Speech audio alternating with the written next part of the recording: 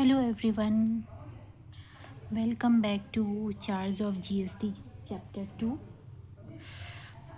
Mr. Rajveer, we first number question में sponsorship service था जो कि रिवर्स चार्ज अप्लाई होता है, एंड सेकंड में भी जो सिटिंग फीस है उसमें रिवर्स चार्ज अप्लाई होगा, एंड सैलरी है वो आउट ऑफ स्कोप होगा जीएसटी का, एंड जो बाकी सर्विसेज है उसमें जो रेगुलर जो सर्विस प्रोवाइडर है वो जीएसटी चार्ज करता है, सेम विथ इसमें भी सेम प्रोविज़न अप्लाई होगा. नाउ थर्ड क्वेश्चन क्या है? Mr. Rajbir, a registered person at Delhi, is in the business of selling goods relating to interior decoration under the firm name Mrs. Rajveer and Son.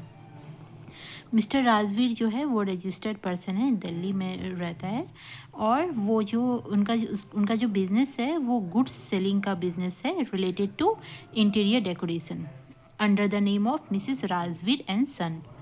He has opted for composition scheme for the financial year 21-22. हम लोग को पता है ना कि अगर composition scheme कब opt करेंगे. कंपोजिशन स्कीम अगर कोई गुड्स में ट्रेडिंग कर रहा है और उसका जो भी previous financial year turnover 1.5 crore से ऊपर नहीं जा रहा है, मतलब अप टू 1.5 करोड़ है, तो वो कंपोजिशन स्कीम ऑप्ट कर सकता है. ठीक है, और mister Rajveer composition scheme opt किए हैं. Now the question is saying his turnover for current financial year 80 lakh. Current financial year कितना है? 80 lakh, and is expected to achieve 130 lakh in the financial year 22-23, और 22-23 में 130 लाख अचीव करने का सोच रहा है. Discuss whether Mrs. Rajveer and Son can still enjoy the benefit of composition scheme in financial year 22-23. तो आंसर इज यस, वो इंजॉय करेगा 22-23 में भी कंपोजिशन स्कीम, बिकॉज इसका जो भी टर्नओवर है वो 1.5 करोड़ से, मतलब 150 लाख हो गया ना, 150 लाख तक है, तो कंपोजिशन स्कीम ऑप्ट कर सकता है. तो यहाँ पे ये जो अचीव करने का 22-23 में सोच रहा है 130 lakh, then he will enjoy the composition scheme in financial year 22-23. now इसका जो सेकंड पार्ट है वो भी देख लीजिए.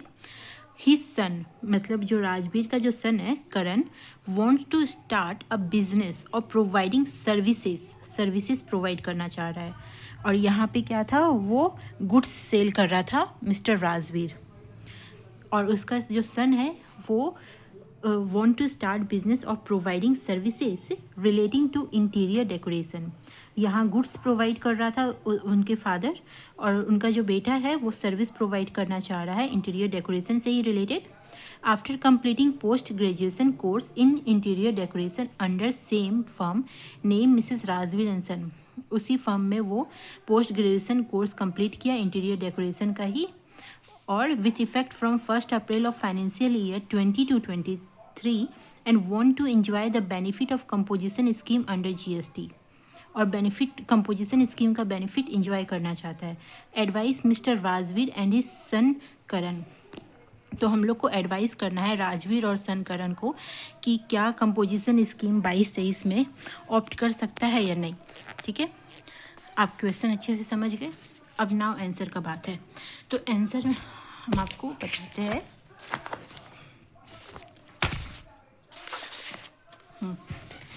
अगर कंपोजिशन स्कीम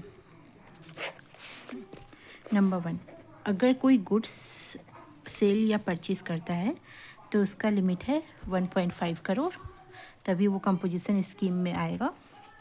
एंड अगर जो सर्विस होता है तो वो या तो रेस्टोरेंट सर्विस प्रोवाइड करे या अदर सर्विस जो प्रोवाइड कर रहा है, लिमिट है. रेस्टोरेंट सर्विस प्रोवाइड करे तो वेल एंड गुड है, वो कंपोजिशन स्कीम जितना भी सर्विस प्रोवाइड करे, कितना भी हो, 1.5 करोड़ का लिमिट इसमें भी अप्लाई हो जाएगा. बट यहाँ पे क्या है ना कि अगर अदर सर्विसेज है, क्योंकि यहाँ पे इंटीरियर डेकोरेशन का सर्विस प्रोवाइड कर रहा है, राइट, तो अदर सर्विस के कैटेगरी में आ गया. तो अदर सर्विस में कंपोजिशन स्कीम में क्या होता है, इसमें लिमिट है, what is the limit? 10% of turnover of previous year और 5 lakh, yes 5 lakh whichever is higher. ठीक है, नाउ ये प्रोविज़न आप देख लिए कि अगर अदर सर्विस प्रोवाइड कर रहा है तो उसका लिमिट है 10% of turnover of previous year और 5 lakh whichever is higher, तभी वो कंपोजिशन स्कीम ऑप्ट कर सकेगा। तो इसमें मिस्टर करण जो है वो चाहता है कि वो सर्विस प्रोवाइड करे इंटीरियर डेकोरेशन का। अब कंपोजिशन स्कीम तभी ये ऑप्ट कर सकेगा जब उसका limit 10% of the turnover of previous year और 5 lakh whichever is higher, मतलब 5 lakh तक अगर हो या 10% of turnover previous year हो तभी वो कंपोजिशन स्कीम ऑप्ट करेगा। लेकिन इसमें एक और पॉइंट है, यहाँ पे जो उनके फादर जो है वो गुड्स प्रोवाइड कर रहे थे, है ना, सेलिंग गुड्स, और वो प्रोवाइड कर रहा है सर्विस, और दोनों मिलके वो कंपनी चलाना चाह रहा है। कौन सी कंपनी है? Company name Mr Rajveer and son. तो यहाँ पे प्रोप्राइटरशिप से पार्टनरशिप हो जाएगा, क्योंकि प्रोप्राइटरशिप में सिंगल पर्सन जो है वो हैंडल करता है बिजनेस, और पार्टनरशिप में 2 पर्सन मिलके हैंडल कर सकता है, करण और मिस्टर राजवीर। ओके, तो यहाँ पे आपका करण और राजवीर दोनों हैंडल कर रहा है। तो यहाँ पे आपको क्या करना पड़ेगा, पहले करण को क्या एडवाइस करेंगे? करण को ये एडवाइस करेंगे कि उसको अपने नए पेन से, न्यू पेन नंबर से GST रजिस्ट्रेशन करना पड़ेगा। प्रोप्राइटरशिप नहीं, पार्टनरशिप के अंडर नया GST रजिस्टर करना होगा, नया GSTI नंबर लेना पड़ेगा, और जो भी बिज़नेस वो एग्जिस्टिंग बिजनेस है उसको वो माना जाएगा कि अब वो न्यू बिजनेस हो जाएगा। And now the limit will be the for availing the composition scheme 10% of the turnover. अब जब न्यू बिजनेस हो गया तो 10% of the turnover of previous year में तब तो कुछ जीरो टर्नओवर माना जाएगा। क्यों? क्योंकि आपका नया बिजनेस हो गया, तो जो पिछले साल का जो टर्नओवर है वो वैलिड नहीं रह गया। तो 10% ऑफ द टर्नओवर मतलब यहाँ पे तो जीरो हो गया, और 5 लाख तो मतलब टोटल आपका यहाँ पे जीरो, जो प्रीवियस ईयर का टर्नओवर हो जाएगा 10% of turnover of previous year, turnover previous year का जीरो है, और 5 लाख, तो 5 lakh whichever is higher, 5 lakh is higher. तो 5 लाख तक अगर वो सर्विस प्रोवाइड करता है इंटीरियर डेकोरेशन का तो वो कंपोजिशन स्कीम ऑप्ट कर सकता है, अदरवाइज़ नहीं।